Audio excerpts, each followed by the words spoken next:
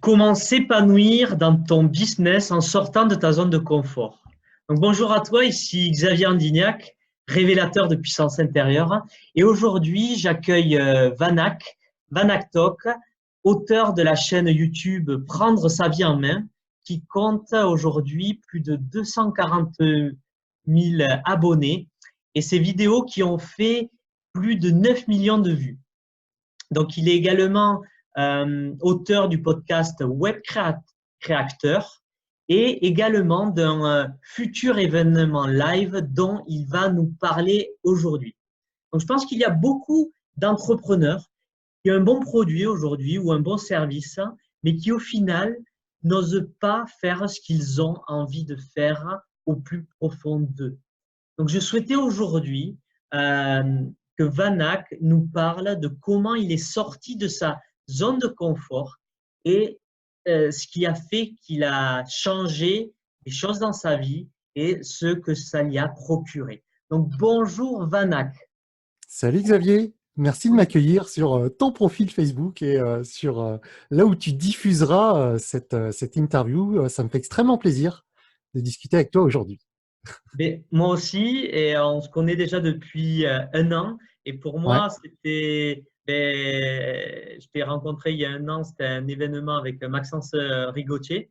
Et ouais. quand je t'ai rencontré, je me rappelle de ça, tu étais venu prendre mon témoignage. Et en fait, je me suis dit, cette personne, je la connais. Je reconnais ta voix, je ne sais pas où je t'ai entendu. Et en fait, voilà, tu m'as dit, et je suis auteur d'une chaîne YouTube et c'est peut-être de là que tu me connais. C'est ça. Ouais. Effectivement, ça fait déjà un an, le temps passe extrêmement vite. Donc oui, on s'est vu pour la première fois à cet événement, à ce séminaire de Maxence. Et à l'époque, effectivement, je montrais pas encore trop mon visage là, parce que tout simplement, j'étais pas à l'aise avec ça. J'étais pas à l'aise à l'idée de parler devant une caméra. J'étais pas à l'aise à l'idée de montrer mon visage sur Internet.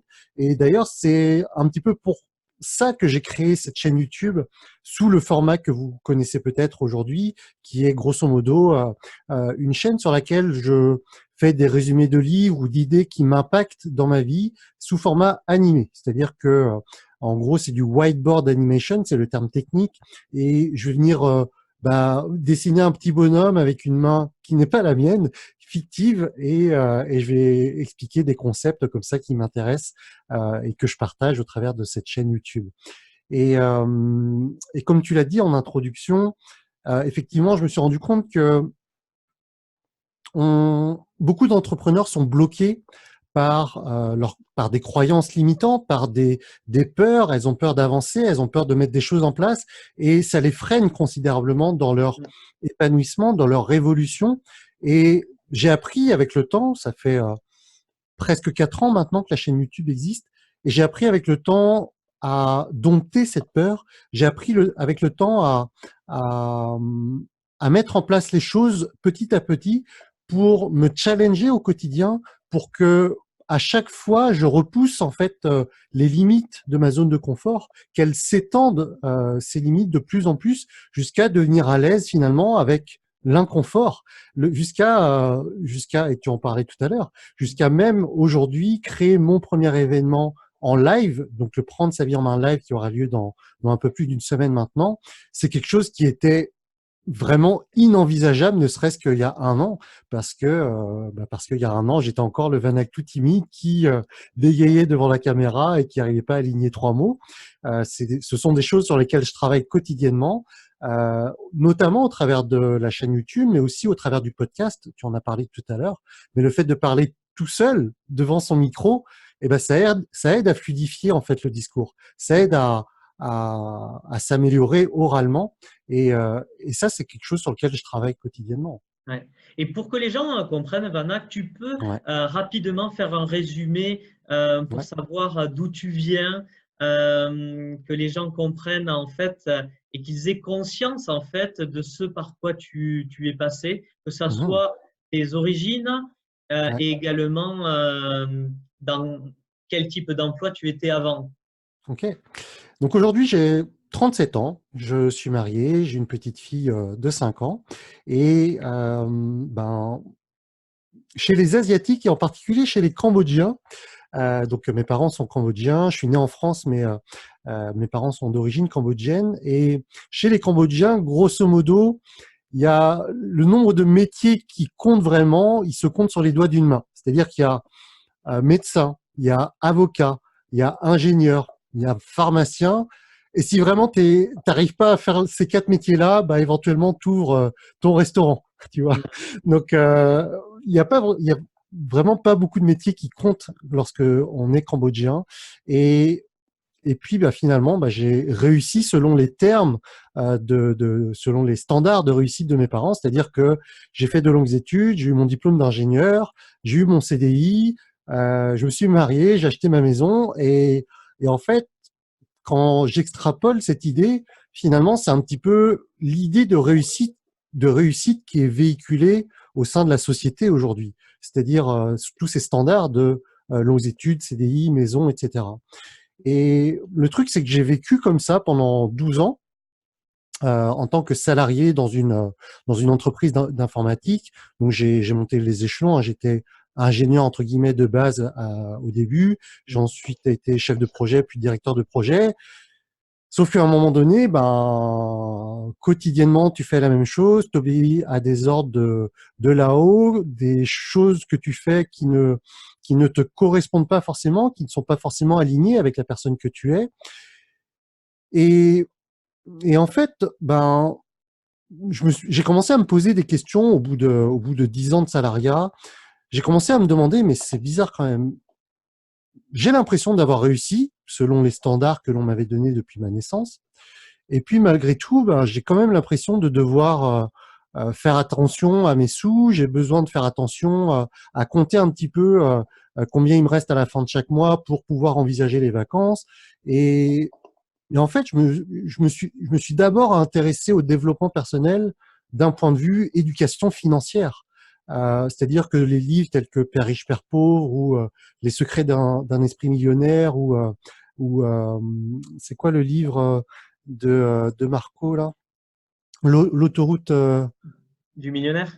du milieu. Ouais, non, c'est pas tout à fait ça. Mais bon, bref, vous avez retrouvé le titre, mais l'idée c'est ça.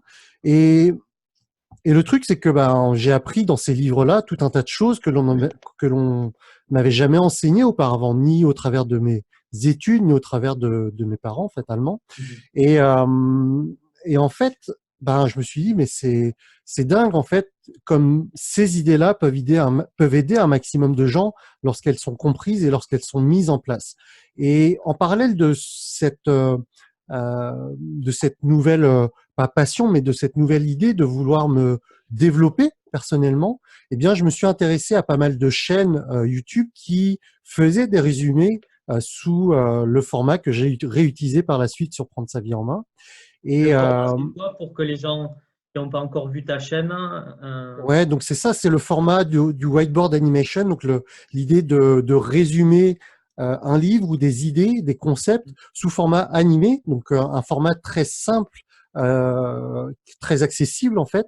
Et en fait, ben voilà, au travers de cette chaîne YouTube et de mes lectures, eh ben je me suis ouvert à un nouveau monde qui m'était complètement inconnu. Je me suis ouvert à l'idée que si je voulais avoir des résultats différents que ceux que j'avais à un moment donné ou que ceux que j'ai aujourd'hui, eh ben, il va falloir que je fasse des choix différents. Il va falloir que je grandisse. Il va falloir que je devienne plus avant de pouvoir acquérir plus. Il faut que je devienne plus avant de pouvoir avoir plus.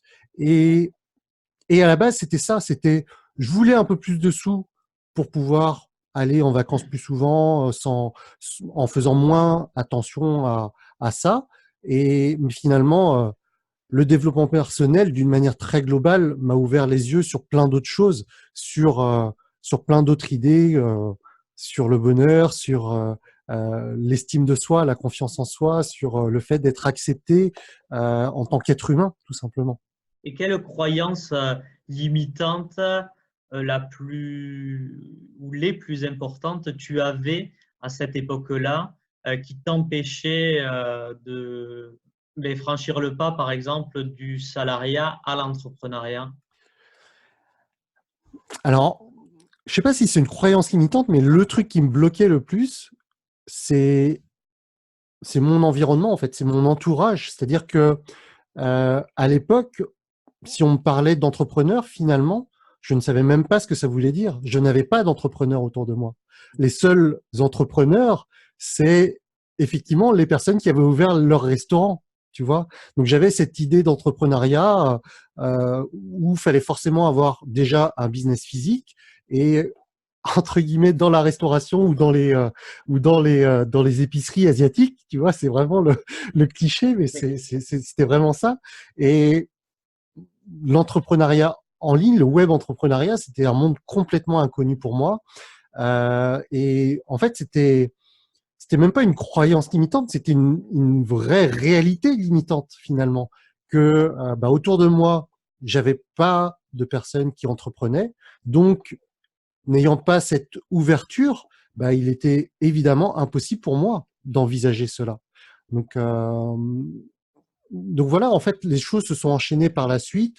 Développement personnel, ouverture à un nouveau monde, ouverture à l'idée que entreprendre sur le web, c'était possible. Et derrière, je me suis Donc, tu formé t'es à tout ça. créé un environnement d'abord d'entrepreneur, c'est ça? Ouais, en fait, il y a deux choses. Il y a le fait d'avoir un nouvel entourage de personnes qui ont cette idée de qu'il est possible de réussir dans le web entrepreneuriat, mais aussi avoir des mentors, c'est-à-dire des personnes qui ont réussi déjà à aller là où j'avais envie d'aller finalement. Et ça, cette dualité mentor plus entourage qui pousse, qui veut aller dans la même direction, c'est fondamental pour toute personne qui veut réussir dans n'importe quel domaine finalement. Mhm. C'est vrai dans n'importe quel sport, c'est vrai dans n'importe quelle activité, même si c'est une passion, que ce soit le dessin, la danse ou n'importe quel sport, encore une fois, c'est exactement ça. Tu peux pas t'améliorer fondamentalement, je sais pas, en tennis, si t'as pas derrière un entraîneur de tennis, si t'as pas autour de toi des personnes avec qui tu veux avancer dans ton amélioration dans la pratique du tennis. C'est pareil dans le Ouais, dessin, dans et plein de c'est choses. important ce que tu dis parce qu'il y a beaucoup d'entrepreneurs, je pense encore, qui ont pas forcément, peut-être l'environnement, mais qui n'ont pas forcément de mentor. Euh, Mhm. et en quoi c'est utile d'avoir un mentor pour sortir de cette zone de confort dans laquelle on peut être. Parce qu'en fait, ce que je vois, moi, c'est que quand on n'a pas quelqu'un pour nous aider, nous aiguiller, nous guider, on essaie de dépasser sa zone de confort, mais on n'est pas conscient de tout le potentiel que l'on a. Et Mhm. le mentor est là aussi pour nous aider à mettre ça en avant, donc, qu'est-ce que tu pourrais dire là-dessus, sur l'utilité du mentor? Alors, il faut bien que les gens fassent la distinction entre mentor Ouais, ou puis coach. slash coach et consultant, parce que le mentor, il est là, il a réussi, tu vois, il est devant, mais il n'a pas forcément de connexion directe par rapport à toi. Donc ça, c'est important d'avoir un mentor, de, de, de savoir vers où tu veux aller. Mais derrière, je pense que la question que tu voulais poser est vraiment associée à l'idée de coach, c'est-à-dire d'avoir vraiment quelqu'un avec qui tu as de l'interaction, qui peut vraiment euh, te, te révéler ton potentiel parce que lui a ses regards extérieurs, lui a l'expérience qui fait que il arrive à détecter chez toi un potentiel qui est, tu vois, inexploité ou insoupçonné, en fait. Et effectivement, le coach peut vraiment t'aider à trouver cette partie-là. Et en fait, si si t'es tout seul, si t'as pas ce regard extérieur, finalement, vous savez comment est le mental, hein, en fait, tu te crées des histoires, tu te crées tes propres blocages, là où la personne, le regard extérieur va te permettre de dépasser ça, ou de mettre ça de côté de mettre les choses en place pour véritablement avancer. Mm. Voilà. Donc, là, tu nous as parlé, voilà, du fait que tu es originaire d'une famille qui a des origines cambodgiennes. Et donc, Mhm. avais coché la case ingénieur, tu avais été C'est ça, j'ai coché un cage d'ingénieur dans le QCM. un enfant exemplaire puisque tu avais coché la case. Et ensuite, voilà, tu as créé ta chaîne. Et comment ont pris ta famille ce fait d'avoir franchi ce pas? Ah. En fait, il y a un moment où, donc, juste pour imaginer la chose, donc mon père n'est plus de ce monde, mais au moment où je crée cette chaîne YouTube et où je commence à entrevoir la possibilité qu'on peut créer un business autour d'Internet, autour de la création de contenu, faut comprendre que ma mère, même aujourd'hui, ne comprend probablement pas ce que je fais. Et donc pour elle, ingénieur, c'est vraiment le top niveau de ce qu'on peut faire dans la vie. Et le jour où je lui annonce, bah maman, je vais arrêter mon métier d'ingénieur et je vais être youtubeur, faut quand même s'imaginer la réaction de mais c'est quoi youtubeur en fait? Tu vas faire des vidéos, ça veut dire quoi? Comment tu fais pour gagner ta vie? Comment est-ce que tu vas comment tu vas vivre? À l'époque, ma fille était déjà née, donc comment tu vas payer ton crédit? Mais c'est quoi ce bazar? J'ai fait des sacrifices toute ma vie pour ça. Euh, Qu'est-ce que tu vas faire, mon fils, quoi? Et, et en fait, enfin, je pense que par rapport à ce parcours, cette pseudo réussite que j'ai eu jusque-là aux yeux de ma mère, en fait, euh, elle me faisait suffisamment confiance. Elle avait, même si elle comprenait pas, en fait, elle me faisait confiance et moi, en fait, ça me boostait encore plus finalement je voulais pas juste réussir pour moi, mais je voulais aussi montrer à ma mère que j'étais digne de sa confiance et que oui, même si elle comprend pas, même si par rapport aux standards de ma famille, elle a l'impression que je me lance dans un truc complètement surréaliste, eh bien, elle me faisait assez confiance pour avancer. Mais pour le coup, ça peut être, j'ai dû pendant quelques temps mettre, enfin entre guillemets, m'écarter de cet entourage pour éviter d'avoir sans cesse les oreilles qui sifflent, sans cesse les personnes qui me critiquent, qui me jugent ou qui me font qui ne font finalement que projeter leur propre peur. Mhm. Euh, Quoi, Vanak, tu vas te lancer dans un truc complètement inconnu, mais alors que tu avais la sécurité de l'emploi, tu avais un bon boulot, tu avais un bon salaire, tu avais des crédits, donc comment tu vas assurer tout ça?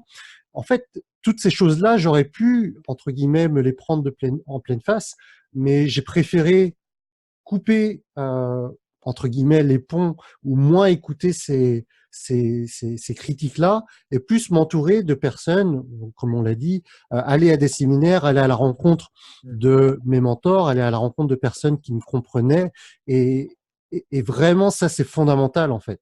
C'est vraiment hyper important. Donc, c'est Jim Rohn qui disait qu'on est la moyenne des 5 personnes que l'on côtoie le plus. Si vous côtoyez le plus des personnes qui vont vous projeter leur peur, c'est sûr que ça va être beaucoup plus compliqué que si vous passez votre temps avec des personnes qui veulent aller de l'avant, qui vous poussent vers le haut et qui partagent les mêmes idées.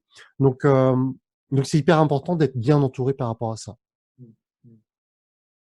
Donc, chaîne YouTube, et après, tu t'es lancé dans des défis qui t'ont permis d'encore plus sortir de ta zone de confort. J'ai en tête notamment, et peut-être il y a autre chose, tu nous diras, mais un mastermind que tu as créé et ensuite récemment un événement live. Comment ça se passe de se mettre à jour parce que tu étais, si je peux dire, caché derrière le storyboard, comment tu l'appelles? Ouais. Le whiteboard animation, ouais. Ouais. Euh, donc en fait, je lance ma chaîne YouTube. Ça se passe bien, j'ai des milliers d'abonnés, c'est super. Sauf qu'à un moment donné, j'ai eu cette vision que il y a une vraie différence entre intéresser les gens et impacter les gens. Et j'avais cette vision que 2 mois dans le futur, j'avais cette vision de vouloir impacter les gens et pas juste les intéresser. Et pour moi, dans cette vision de moi où j'impacte les gens, je me voyais en direct avec les gens, je me voyais sur scène, je me voyais en train de partager mes idées, mais pas juste les partager et après les gens n'en font rien. Et c'est un petit peu ce que je faisais avec ma chaîne YouTube à l'époque, ce que je continue à faire, mais pour derrière aller plus loin. Juste une aparté. Ouais. Pardon, j'ai de l'eau. Une aparté. Il y a un moment où quand on dépasse un certain nombre d'abonnés sur YouTube, Ouais. où tu tapes, où il y a plus cette impression d'impacter, puisque c'est déjà énormissime, parce que 242 000, c'est énorme. Est-ce qu'il y a un moment, il y a une limite où tu te dis, ben, c'est cool, mais Bah en fait, jusqu'à 200 000, j'étais à fond dans le nombre d'abonnés. Et en fait, c'est fou parce que entre les 200 et 240 000, en fait, le nombre d'abonnés s'est un petit peu stagné. C'est-à-dire que moi-même, j'ai été moins régulier au niveau c'est mécanique, hein. Plus tu fais de vidéos intéressantes régulièrement, plus le nombre d'abonnés monte. Et à un moment donné, effectivement, tu parlais de la création d'un mastermind début 2019. C'est le moment où j'ai commencé à vraiment ralentir les diffusions de vidéos sur ma chaîne YouTube. En plus de ça, j'avais mis en place la création de mon podcast parce que dans l'idée d'impacter les gens et d'être devant les gens en direct, il y avait aussi fatalement l'obligation d'être plus à l'aise oralement. Et le Vanak qui scriptait l'ensemble de ses vidéos, qui écrivait vraiment tout et qui derrière s'enregistrait au micro, c'est vraiment complètement différent que parler comme là, en direct, sans support écrit finalement. Il y a une vraie différence. Et pour moi, le podcast, le fait de pas encore trop se dévoiler au niveau visuel, mais déjà parler de manière ou essayer de parler de manière de plus en plus fluide avec un micro, c'était l'étape d'après en fait. Et ce que je veux que vous compreniez au travers de ces exemples, c'est que je suis pas passé de quelqu'un qui avait peur de la caméra à directement la scène. C'est que derrière, il y a tout un escalier, il y a plein de marches que j'ai mises en place avant d'arriver à l'organisation de cet événement qui va accueillir un peu plus d'une centaine de personnes. Et merci de souligner ça parce que Ouais. quand j'ai parlé au début de sortir de sa zone de confort, il faut que les personnes qui nous écoutent Mm. prennent conscience que quand on parle de sortie de zone de confort, c'est pas forcément le big step en fait. On peut Et le non. faire à sa mesure, euh, pas après pas, monter l'escalier petit à petit et pas se cramer en faisant des sauts trop important. Donc ça, c'est important et Mm. merci de l'avoir rappelé. Mm. Et juste pour illustrer ça assez simplement, si vous imaginez un petit bonhomme et un cercle qui représente la zone de confort, autour de ce petit bonhomme, sortir de sa zone de confort, c'est un tout petit peu à l'extérieur. C'est-à-dire que si, comme tu l'as dit, on parle du big step et qu'on est vraiment trop à l'extérieur par rapport à sa zone de confort, on va arriver plutôt dans une zone de panique. Et le problème avec ça, c'est que vous allez faire un pas dans votre zone de panique et vous allez revenir très vite dans votre zone de confort parce que finalement, vous allez vous dire que c'était vraiment trop compliqué d'y aller. Donc, si j'avais fait création du séminaire après avoir atteint, je sais pas, 50 000 abonnés, ben, en fait, le séminaire non seulement aurait été compliqué à gérer parce que j'aurais pas du tout été à l'aise, ça aurait été vraiment très compliqué et surtout ça m'aurait dégoûté et j'aurais peut-être pas réenchaîné par la suite. Alors que là, j'ai vraiment l'intention, en tout cas, que ce premier séminaire ne soit pas le dernier, que derrière, ça me serve, entre guillemets, de tremplin pour derrière voir plus grand, voir plus beau et encore impacter plus la vie des gens. Que je vois vraiment ça comme une expérience extraordinaire pour les gens comme pour moi, mais pour que derrière, je puisse impacter plus les gens Et encore. est-ce que ça te permet aussi d'avoir fait ces petits pas, d'apporter plus de valeur aux personnes qui vont venir pendant ce séminaire à Rennes en janvier?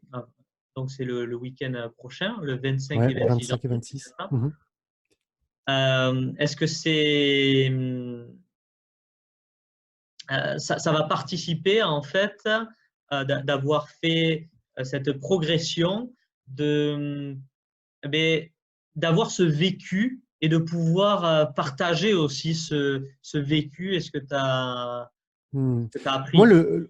vraiment, le message du prendre sa vie en main live, et en fait, le message Hmm. global de prendre sa vie en main, c'est que on a tous, j'en ai encore, on a tous des peurs, on a tous des choses qui nous limitent, mais en fait, il y a deux façons d'aborder la chose. Soit tu es face à un mur et tu te dis, bah, c'est trop compliqué de le traverser, soit tu trouves un moyen de le contourner, de passer au-dessus, ou tu trouves un outil qui te permet de le casser, ou tu deviens plus fort pour éclater ce mur. Mais peu importe, en fait, tu as deux choix. Soit tu restes dans ta zone de confort, soit tu cherches à grandir ou un moyen pour casser ça.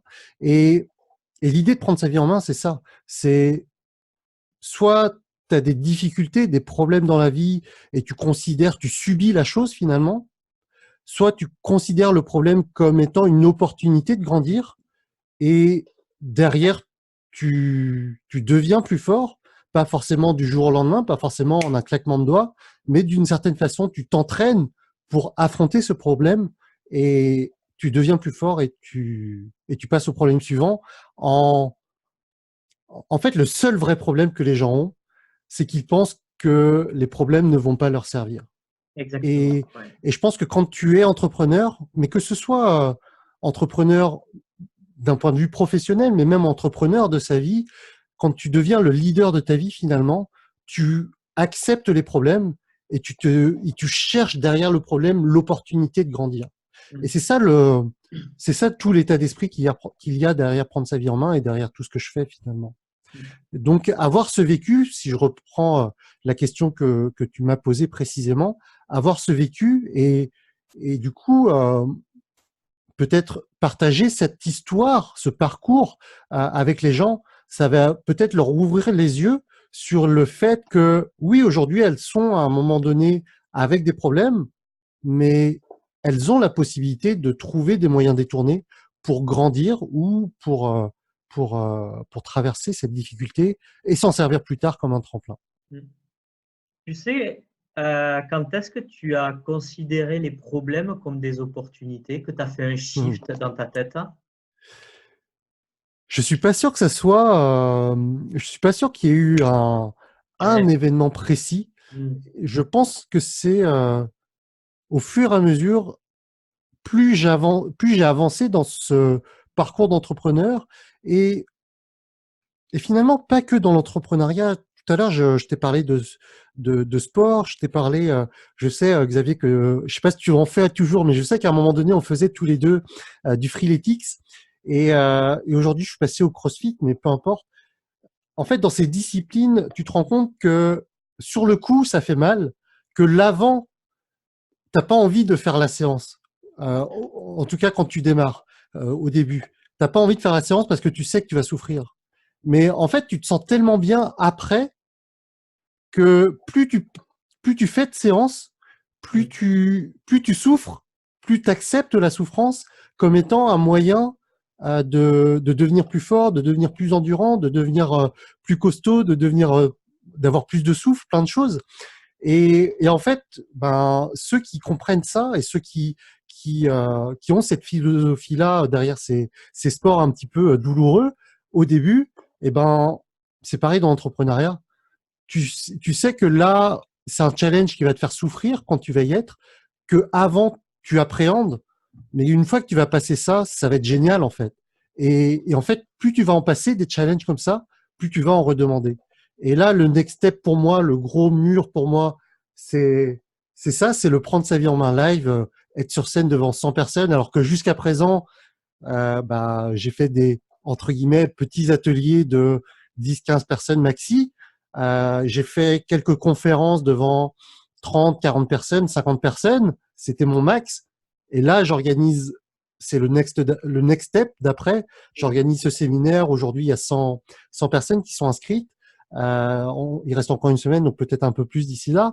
Mais être l'organisateur d'un séminaire de 100 personnes ou plus pendant 2 jours et faire une conférence d'1 heure devant 50 personnes, c'est quand même pas la même chose.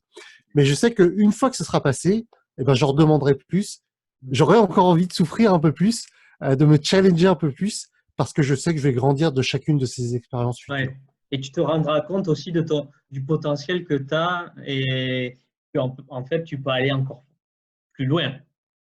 Que je peux aller encore plus loin, mais finalement, ce qui est génial dans ça, c'est que je grandis, oui, mais finalement, c'est tous les retours derrière des gens Mm. qui, bah, qui me remercient finalement dans ce parcours, que à chaque fois que j'ai passé une étape, à chaque fois, j'ai eu des personnes qui sont venues me témoigner de leur gratitude, qui sont venues me dire, ah bah grâce à toi j'ai mis ça en place, grâce à toi je suis devenu cette personne, grâce à toi, je pense à Steve. Avant de prendre sa vie en main, je vivais dans ma voiture, j'avais 7 000 € de dette. Maintenant, j'ai un métier stable. Maintenant, je mets un pied dans l'entrepreneuriat. Maintenant, je mets en place ça. Et en fait, quand je vois ces parcours, je me dis, mais c'est fou, en fait. Je grandis en aidant d'autres personnes à grandir. Et c'est juste magnifique de pouvoir faire ça, en fait. Mm. Tu parlais de Steve Baudouin, qui est un Ouais, serial networker, c'est ça? ouais, qui au-delà de ce que je vous ai dit, était auparavant extra timide. Aujourd'hui, tu l'as dit, serial networker, donc ça implique qu'il va discuter avec des gens super facilement. Et je pense que si on fait le comparatif de l'avant-après, bah, c'est un peu la même chose que l'avant Vanak et l'après Vanak prendre sa vie en main, quoi. Mm, On a le même gap entre les deux personnes et j'espère avoir d'autres personnes qui ont ce même écart entre l'avant-après, quoi, Et ça te au procure, travers, mm, au travers de prendre sa vie en main et du live, mm. notamment. Ça te procure quoi de préparer un événement comme Ça celui-là? procure, ça procure. En fait, je pense que certaines personnes pourraient être stressées. Alors, pour l'instant, on est à 8 jours de l'événement, je ne le suis pas encore. Peut-être que ça viendra. Mais là, c'est beaucoup d'excitation. C'est beaucoup de, je mets beaucoup d'importance dans la visualisation. Je le conseille à tous mes clients. Et, et en fait, plus l'événement est gros, plus la visualisation, je sais pas comment dire, elle est énergisante, elle est épanouissante. Tu vois, ça fait vraiment au moins un mois que presque quotidiennement, je visualise plusieurs moments dans le séminaire. Plusieurs moments, je me vois, je me dis, tu vois là, le samedi matin, je voudrais parler de ça, le samedi soir, je voudrais parler de ça, pardon. Et, et quand je visualise ces moments-là, vraiment, je me crois vraiment dans le truc et limite, j'ai les paumes de main qui commencent je commence à avoir les mains moites, je commence à ressentir l'excitation, je commence à ressentir les gens vibrer, et tu vois, quand, quand je visualise tout ça, je veux à chaque fois vivre l'intention que je veux partager. À certains moments, je veux avoir les gens qui rient. À certains moments, je veux avoir les gens qui soient pleins d'émotions. À certains moments, je veux avoir les gens qui soient hyper hyper enthousiastes. Et je veux je veux que les gens vivent tout un panel d'états intérieurs différents, que ce soit dans la basse énergie, que ce soit dans la tu vois dans la sérénité, dans le calme, mais aussi dans l'excitation, l'énergie, le dynamisme. Et, et en fait, ben, quand je visualise tout ça, je vis en fait à l'intérieur de moi toutes ces émotions également. Et, euh, et en fait, le stress, il n'est pas encore là. Je sais pas s'il viendra, mais aujourd'hui, c'est un max d'excitation et j'ai vraiment hâte d'y être en fait. Merci pour ce partage, mais je voudrais revenir sur un point parce que là, c'est Mhm. vraiment clé pour ceux qui ont écouté. C'est vraiment clé et ils doivent vraiment en prendre conscience que c'est une pépite que tu viens de livrer. Là, c'est la visualisation et le Mhm. ressenti physique, émotionnel d'un événement, de quelque chose que l'on va faire. Donc, j'en parle aussi à mes clients de l'importance. On le fait en coaching. Je leur montrent comment faire, elles le font. Mes clientes, souvent c'est des clientes, le font elles aussi, parce que de visualiser, le cerveau et le corps ne font pas la différence entre ce que l'on vit dans le moment présent et ce que l'on visualise. Et typiquement, se préparer un événement, même une sortie de zone de confort, comme toi tu vas le faire, et de vivre l'événement, ça permet par la suite de vivre l'événement bien mieux parce qu'on s'y est préparé, on l'a déjà vécu intérieurement. Et c'est Mhm. merci pour ça. Et en plus, toi, tu étais en train de le pratiquer encore plus. Et c'est vraiment le moment là où ça a un intérêt fort puisque c'est Ouais. à court terme. Mhm. Et en fait, la visualisation, elle est hyper importante. Enfin, elle est à la fois importante, mais tellement efficace. Et ça s'applique pour n'importe quel objectif que vous avez dans votre vie. Et plus vous allez avoir des images précises de ce que vous voulez atteindre, plus vous allez vivre à l'intérieur de vous, que vous allez rajouter un maximum de détails visuels, auditifs, kinesthésiques. Hein, on parle des 5 sens, le VACOG, visuel, auditif, kinesthésique, olfactif et gustatif. Mais les deux derniers sont un peu moins importants dans la visualisation. À partir du moment où vous avez plein de détails visuels, auditifs et kinesthésiques, donc de sensations, quand vous allez rajouter ces détails-là, en fait, effectivement, comme tu l'as dit, finalement, votre subconscient ne voit pas la différence entre la réalité et ce que vous avez visualisé. Et, et c'est clé pour la réussite de n'importe quel projet, finalement. Que ce soit un projet professionnel, que ce soit un projet personnel, de réussite dans votre couple, réussite dans n'importe quelle activité, c'est clé. Il y avait cette étude qui disait, je sais pas si tu la connais, je sais plus où est-ce que j'avais vu ça, mais il y a une étude qui avait différencié 3 groupes d'une vingtaine de personnes qui qui se sont entraînées à faire des lancers francs au basket. Okay, donc les personnes qui se sont vraiment entraînées, je sais plus combien de temps par jour pendant X temps, ont amélioré leur lancer franc de l'ordre d'idée, c'est une vingtaine de pourcents par rapport au début jusqu'à la fin de l'entraînement. Les personnes qui n'ont pas du tout, qui ont rien fait pendant ce même laps de temps, bah, se sont fatalement pas du tout améliorées. Et par contre, les personnes qui ne se sont pas entraînées sur le terrain à faire ces lancers francs, mais qui se sont entraînées à visualiser sur le terrain et à faire ces lancers francs dans leur tête, se sont améliorées de 19% à peu près. Donc il y avait juste 1% d'écart entre les personnes qui se sont vraiment entraînées au lancer franc et les personnes qui se sont juste entraînées en visualisant. Et Hmm. ça, donc ça, c'est c'est les études qui le montrent, mais fondamentalement, je pense que ça montre bien le fait que votre subconscient ne fait pas la différence entre s'entraîner à faire quelque chose et le faire Hmm. réellement.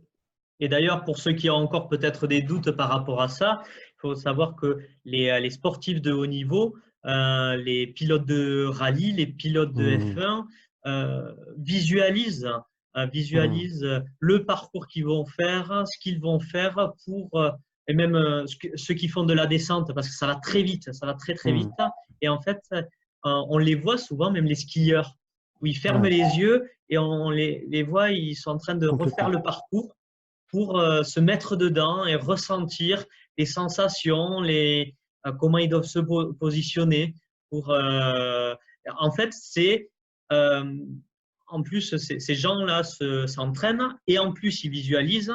Donc, la Mmh, visualisation permet de s'entraîner encore plus et de ne pas se fatiguer de façon physique comme un entraînement peut. Euh, mmh, complètement. Les Sébastien Loeb font de la visualisation, les Michael Phelps, enfin tous les grands noms finalement, tous les sportifs, mais je pense c'est de l'ordre de 99% des sportifs de haut niveau qui pratiquent ça.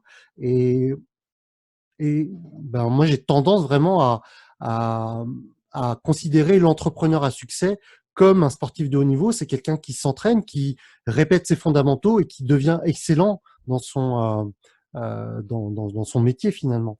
Donc, vraiment, ne négligez jamais la visualisation et pratiquez ça régulièrement pour tous les sujets qui sont importants pour vous. Vraiment hyper important. Et juste pour faire un petit parallèle, je fais un petit Twitch parce que vraiment, à quel point c'est important, je prône l'idée du coup, ça porte le même nom, mais du tableau de visualisation, tu vois. Et en fait, j'avais un tableau de visualisation que j'ai pas vu depuis quelque temps. Je l'avais mis de côté parce que bref, j'avais déménagé un peu mon bureau et tout. j'ai revu le truc, mais c'était frappant les choses que j'ai mis en place depuis les 2-3 ans qui m'ont séparé en fait de la création de ce tableau et ce que j'ai mis en place aujourd'hui. Mais en fait, à l'époque, je faisais pas de CrossFit et je me suis rendu compte que j'avais mis une image de CrossFit sur ce tableau-là, alors qu'à l'époque, je faisais entre guillemets du fitness classique. J'étais à l'époque, je faisais du freeletics et je sais pas pourquoi, j'avais mis ça. J'avais mis une image d'un conférencier et ça, j'ai revu ce tableau-là il y a vraiment pas longtemps. Et c'est dingue les choses que tu mets en place inconsciemment parce que à un moment donné, tu as fait l'effort de visualiser. Mhm. Donc, euh, donc tableau de visualisation aussi, mais visualisation vraiment presque quotidienne de manière pratique, c'est hyper important. Et donc, pour parler de ton événement, donc il y a un beau tableau d'invités avec Jérémy Mercier, Caroline Gauthier, Julien Musy, Julien et Katharina Ridoir de Booston Couple, Steve Baudouin et des speakers qui ont participé au concours. Et donc, Yes.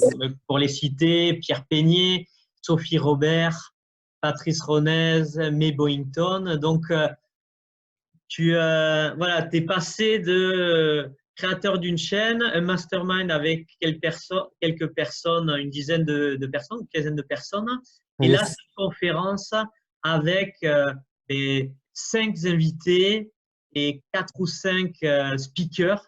Est-ce que tu Ouais. peux nous en dire plus de cet événement? En fait, je voulais que cet événement puisse servir les spectateurs, l'audience, sur différents aspects sur les différents domaines de vie finalement. Et je voulais pas être considéré comme l'expert sur tous les domaines, et je le suis pas. Et du coup, j'ai fait appel à des personnes que je considère énormément, des personnes que j'ai rencontrées au travers de différents séminaires dans différents contextes. Et je sais que par rapport à leur histoire, leur parcours, ils ont beaucoup à apporter sur chacun des domaines de vie. On va parler effectivement, comme tu l'as dit, du couple, on va parler des émotions, on va parler d'entrepreneuriat, on va parler de finances, on va parler de plein de choses qui, les gens vont pas forcément être intéressés partout, mais je veux pas forcément que les gens et d'ailleurs pour cette année 2020, je vous conseille pas forcément d'essayer de vous améliorer dans tous les domaines de vie. Je vous conseille de vous concentrer sur les 3 pôles les plus importants pour vous, de vous y mettre à fond et peut-être que l'année prochaine vous allez vous intéresser à un autre domaine de vie qui va à ce moment-là peut-être être plus important pour vous. Et l'idée derrière ça, c'est que les personnes puissent piocher des idées, des choses inspirantes qu'elles puissent derrière appliquer pour elles-mêmes. Et avoir ce panel d'intervenants très différents, c'est une énorme chance pour moi d'avoir toutes ces personnes qui m'ont dit oui. Et j'ai vraiment super hâte d'y être. Ça va être une expérience de fou. Et en plus, là, ben, par rapport à tout ce qu'on s'est dit dans la vidéo, dans cette interview, on va avoir un environnement avec des entrepreneurs qui ont envie de grandir, qui ont envie de se dépasser, d'apprendre et de développer leur business. Il va y avoir des mentors de différents milieux, donc on va pouvoir apprendre leur stratégie et être inspiré par ce qu'ils font. Et après, je suis sûr que tu nous réserves des Plein de surprises. surprises. Ouais. Plein de surprises. Il faut juste que je les ordonne maintenant, mais il y aura plein de surprises. Ça, c'est Ok. sûr. Ben, c'est excellent. C'est excellent. En tout cas, merci pour nous partager ça. Et au final, je voulais te poser quelques questions, Yes. des questions simples, avec des réponses plutôt courtes. Donc, c'est quoi quelle a été ta plus belle expérience dans ta vie d'entrepreneur? Ah, excellent. Euh, la première chose qui me vient en tête là, ça s'est déroulé en octobre 2019, donc c'est assez récent. C'est la dernière fois où finalement j'ai été où j'ai organisé un atelier devant, je sais pas, il y avait 12 à 14 personnes, je sais plus exactement. Euh, mais c'est donc j'ai fait un exercice neuro-émotionnel où justement j'ai incité les gens à visualiser un moment dans leur vie ou plutôt à retrouver un moment dans le passé et essayer de transposer ça à un événement futur important pour eux, pour faire schématique. Et, euh, et en fait, parmi ces personnes, bah, plusieurs ont fondu en larmes, plusieurs ont été submergés d'émotions. Et, et là, je me suis dit que ça y est, ce que je t'ai partagé tout à l'heure, l'idée d'impacter les gens, je me suis dit là, je commence à toucher ce que je voulais finalement. Et, et ce que j'ai fait pour 12, 14 personnes, c'est un petit peu ce que je veux faire. Tu vas me dire, en fait, tu veux faire pleurer ton public. Mais c'est un petit peu ça. Je veux leur, je veux leur montrer que, au travers d'expériences déjà réussies dans leur passé, elles peuvent transposer ça dans le futur et que, bah, finalement, elles ont déjà tout en elles pour réussir dans leur vie. Mais il faut juste qu'elles s'autorisent à avancer. Il faut qu'elles s'autorisent à oser mettre les choses en place. Et souvent, les personnes sont bloquées par ça. Donc, pour répondre à ta question, pour moi, c'est la plus belle expérience. C'est celle qui, quand je pense à cette expérience, je me dis, ça y est, t'as quand même touché du doigt ce que tu veux faire. Si tu arrives maintenant à élargir encore plus le nombre de personnes que tu peux toucher, ben c'est bon, on y est, on arrive à Ouais, ta mission de vie. ok. Mais par rapport à ce que tu disais, les personnes qui pleurent, en fait, moi, je suis pas surpris parce que dans mes coachings, ça part Hmm. ça peut partir dans cet état émotionnel. Et pour moi, en fait, le pleur, c'est aussi euh, le deuil de quelque chose. Ça peut être le deuil de certaines croyances que l'on a et de se détacher d'une partie d'une identité que l'on avait et Hmm. pour retrouver une nouvelle identité. Donc pour moi, le pleur fait partie de la transformation émotionnelle Hmm. du fait qu'on grandit et qu'on devient une nouvelle personne et on abandonne une partie de soi qui a vécu euh, certaines expériences et le nouveau soi est, est mis à jour. Ouais, tout à fait. Et ça, c'est hyper important. Que oui, on a une identité à un moment donné, que notre histoire, notre parcours a forgé cette identité, mais que cette identité, elle n'est pas statique, que cette identité, elle peut évoluer et elle doit évoluer même, et que c'est dans cette évolution pour moi que l'on est heureux. Que si on reste statique, immobile, ben, le sens de la vie n'est plus, tout simplement. La vie est dans l'évolution, le bonheur est dans l'évolution selon moi.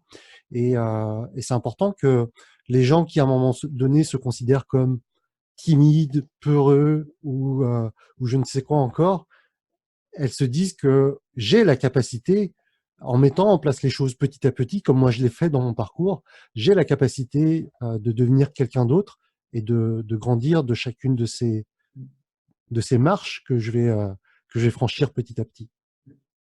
Et par rapport à cette expérience d'exercice neuro-émotionnel qui était une belle expérience pour toi, comment tu t'es ressenti intérieurement?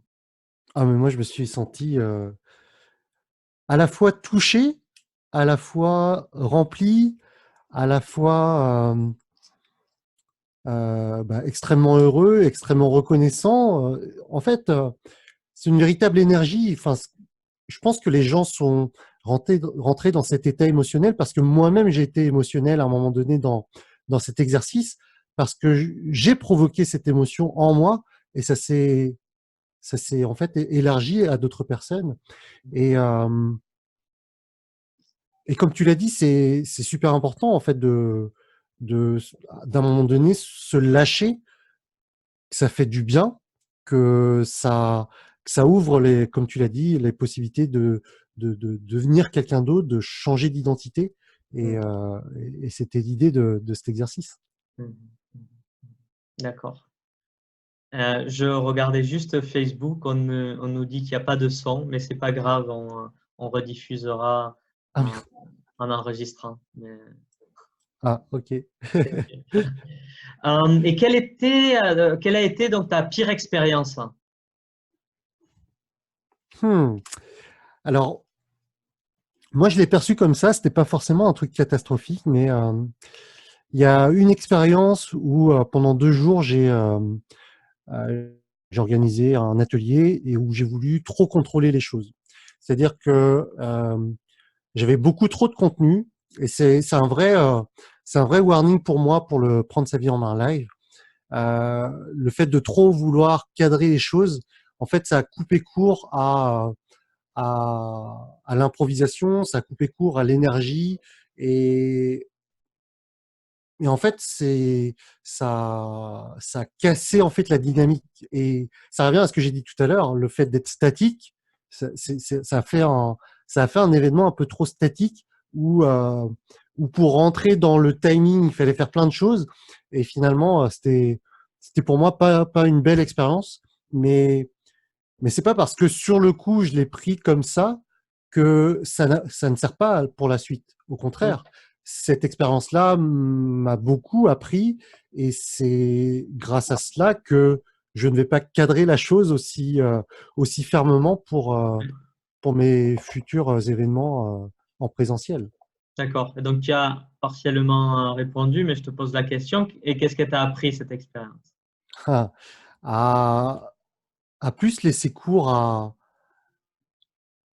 En fait, il faut pas que je sois en mode professeur et les élèves écoutent. Ça, c'est pour moi une mauvaise image de l'apprentissage, de l'enseignement, Mhm. que pour que l'échange, et dans échange, il y a deux personnes, pour qu'il y ait un échange riche, il faut laisser du mou, en fait.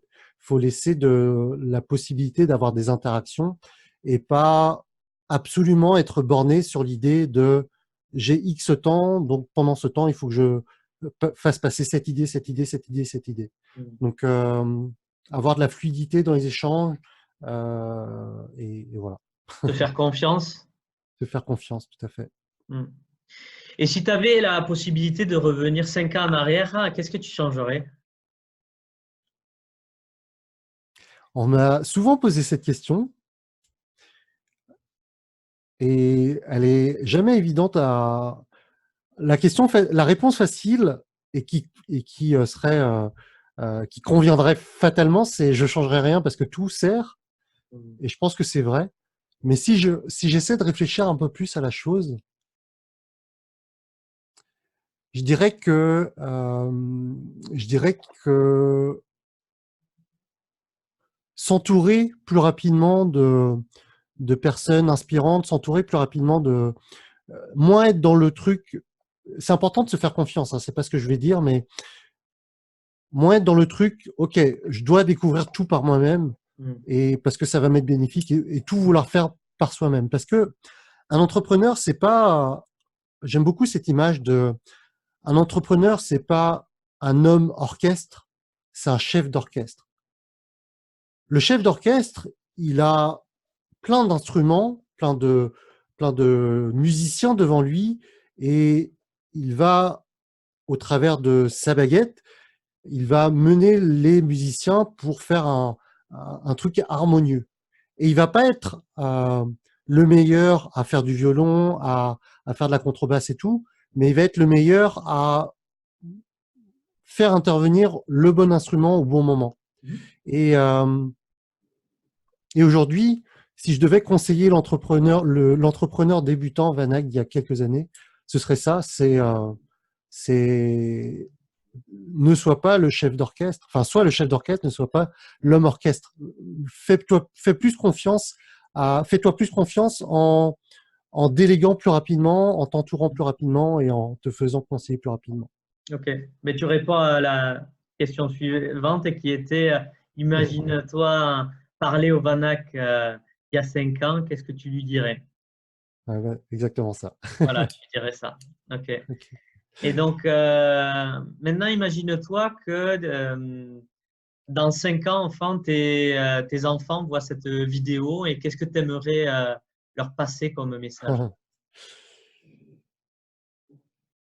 Le message, c'est donc ma fille, je vais très simplement imaginer ma fille qui aura 10 ans et demi dans 5 ans. Putain, ça va Ah, arriver génial. vite. Là, elle commencera bien Le regarder. collège sera pas loin.